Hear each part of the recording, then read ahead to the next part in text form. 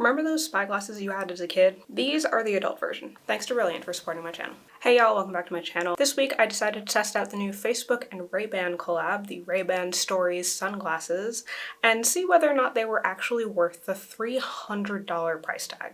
If you're new here, consider subscribing, and if you'd like to see more products reviews like this, you can let me know in the comments and let me know what you'd like to see me review. So let's start with the glasses, and I did a full unboxing of these on the Nebula Plus version of this video, so if you have Nebula, you can head on over to check that out. But in short, the Ray-Ban Stories are smart sunglasses featuring 2 cameras, 4 speakers, a microphone, a button that allows you to capture photo and video, and a gesture pad on the right side of the glasses that lets us do anything from take photos to phone calls to listen to music or podcasts. To use the sunglasses, you also have to use the Facebook View app, which allows you to connect to the sunglasses and use them, and also saves all of your photos and videos. I'm about to take these outside, and we'll see how that goes.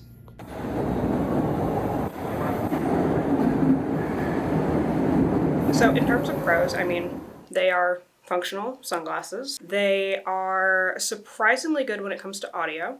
So you can listen to podcasts, you can listen to music, you can take calls. And as someone who's usually wearing headphones on transparency mode when I'm out, I would say that it is similar to that in terms of audio quality. So because these are open air speakers and open air microphones, you can't really expect any noise cancellation, but it does sound surprisingly clear and surprisingly crisp most of the time. And it's not so loud that like everyone standing next to you on the train will be able to really hear whatever it is that you're listening to. They might hear like a little bit, but no more than if you were listening to something on headphones pretty loud. The battery life is decent. These last 6 hours, and then they come with the charging case, which you can also charge separately and can put your glasses back in to recharge.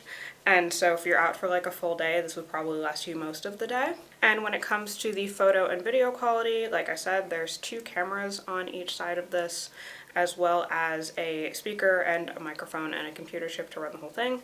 I would say the photo quality is actually surprisingly good. I was surprised at how good the videos and the photos that I was able to take with these came out.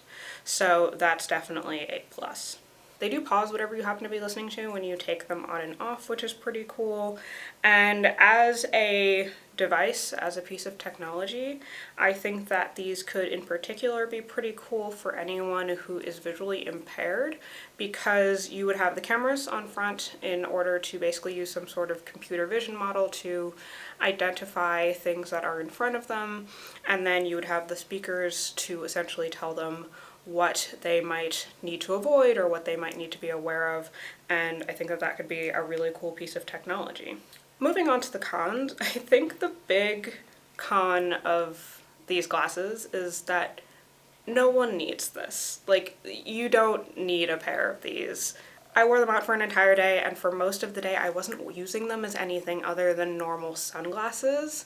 Additionally, because they are sunglasses and not like normal glasses, they're only really useful when you're outside and it's sunny, so unless you're one of those people who like to wear sunglasses inside, most of the time and a decent portion of the year, depending on where you live, as someone in the Northeast, these won't actually be particularly useful. On top of that, for things like day hikes, if that's what you're interested in using them for, especially for the photography and video features, the 6-hour battery life kind of sucks, because at some point you're going to have to take off your glasses and put them in the charging case, which kind of defeats the point of having glasses, like sunglasses, to use while hiking.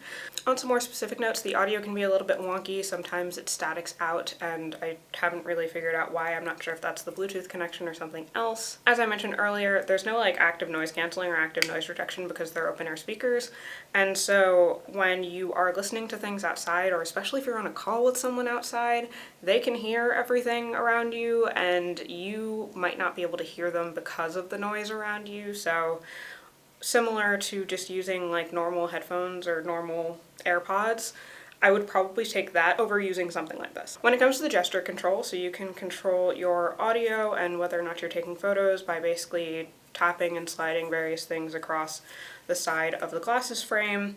I didn't find it to be particularly intuitive. There were a lot of times when I was trying to either pause something that I was listening to or was trying to take a photo and had trouble getting it to work. They're also fairly sensitive, so there were also times when I would take the glasses off and either put them in my hair, put them on my shirt, and then would accidentally touch them when adjusting them, and the music would start playing or something like that. And so I think they're a little bit overly sensitive when it comes to that, which can be a little bit annoying just in terms of running out the battery life unnecessarily because you accidentally turned something on and you didn't realize it. On a similar note, one of Facebook's big claims when it comes to these things is that having gesture control and being able to just press a button and take a photo will help you stay in the moment instead of having to go reach for your phone.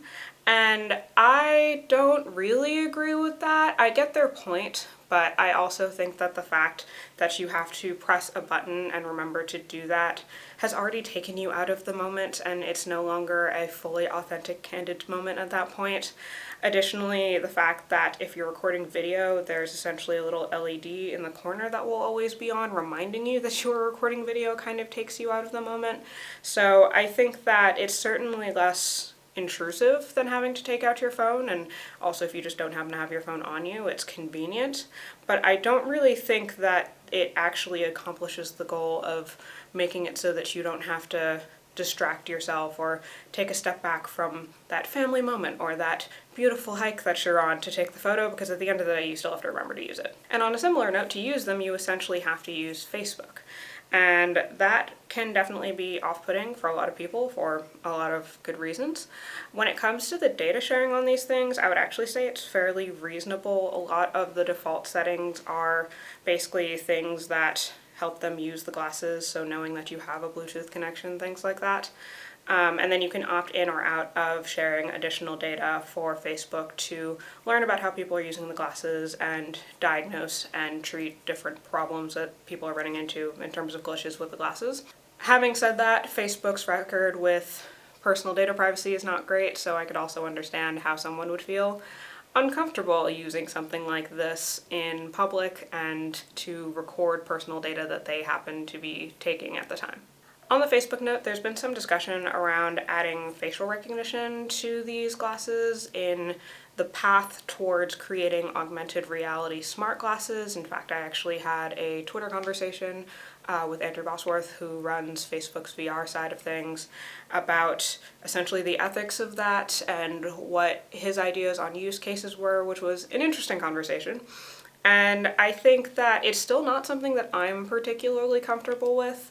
I'd have to see what essentially applications and what privacy limitations they put into a system like that. But at the end of the day, I think that because it's attached to Facebook, it's just very hard to not have that sliver of doubt in your mind about how your data is going to be used and whether or not you should be worried about sharing your data through something like smart glasses. Also, outside of your own personal privacy, there's definitely a level on which you feel like a creeper when you walk around wearing these things, because you're walking around with the ability or actively in the process of recording other people, and unless they are specifically looking for the little LEDs that are on the corners of your glasses to show that you're recording, they don't know.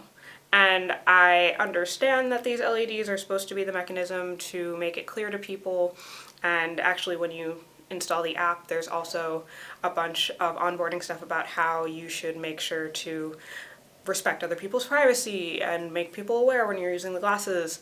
And that's all good and nice, but if someone wanted to use these for nefarious reasons, that's not going to stop them. But at least with most ways that you can currently record video, it's fairly obvious that people are doing it, whereas this just feels unnecessarily secretive and covert and like you're actively trying to make it so that people don't realize that you are, which I don't love. So, should you buy these glasses? No, just like buy some sunglasses and use your smartphone. I don't think that anyone needs this, regardless of its attachments to Facebook or anything like that. I just don't think that these are necessary for anyone. If you're into designer sunglasses, you can just buy designer sunglasses and they don't need to have cameras in them. So I don't think that they're worth it. I don't think that anyone really needs this. They're a fun toy. I think I could certainly see myself using them going on runs or something like that, because I'd be able to hear music and and still be able to hear my surroundings, but there are other things that do the same thing. So that includes any sort of noise canceling headphone or earbud that has active noise canceling and transparency mode. It also includes things like bone conduction headphones, which allow you to effectively do the same thing. So I personally don't think that this is particularly worth it, and I could definitely see applications of smart glasses technology that would be interesting and helpful and potentially good for people, but I just don't think that this is it. In fact, especially as it comes to helping people who are like visually impaired, I'm definitely interested in seeing where things like smart glasses and augmented reality in smart glasses goes, because I think that there could be a lot of great applications over there. But if you're looking to create your own smart glasses, you'll have to learn how to program first, and Brilliant's course on Python programming is a great place to start. If you've heard me talk about Brilliant before, then you know that it's a website and app built off the principle of active problem solving. After all, to really learn something, it's not enough to just watch someone else do it, you have to actually do it yourself. For example, if you're interested in brushing up on your calculus skills, Brilliant recently upped the interactivity of their Calculus in a Nutshell course. Instead of starting with confusing formulas and the Greek alphabet, you start off with a relatively simple example. What happens when you shoot a cannon into the air? As someone who learns better using physical and visual intuition, I really appreciate Brilliant's approach to teaching the major pillars of calculus. Best of all, you'll walk away with a clear sense of what calculus is and what it can do. On Brilliant, it's not about memorizing or regurgitating facts for a test. You can just pick a course you're interested in and get started. Feeling stuck or made a mistake? You can read the explanations to find out more and learn at your own pace. So if you'd like to try Brilliant for free and get 20% off a year of STEM learning, click on the link in the description below or go to brilliant.org/Jordan to sign up for free.